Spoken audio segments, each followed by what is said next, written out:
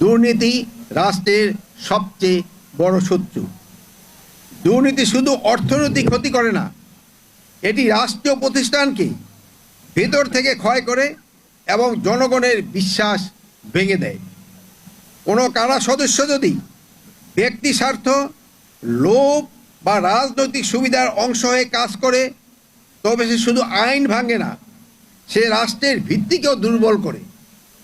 কারার কোনো সদস্য কোনো স্বার্থান্বেষী গোষ্ঠীর রক্ষক নয়, এটা রাষ্ট্রের নিরীহ জনগণের টাকায় বেতনভুক্ত সরকারি কর্মচারী। জনগণের কল্যাণেই একমাত্র তার ব্রত। আপনারা কারো বেতনভুক্ত কর্মচারী নয়, আপনারা শুধু সরকারের কর্মচারী এবং জনকল্যাণই হবে আপনাদের একমাত্র ব্রত।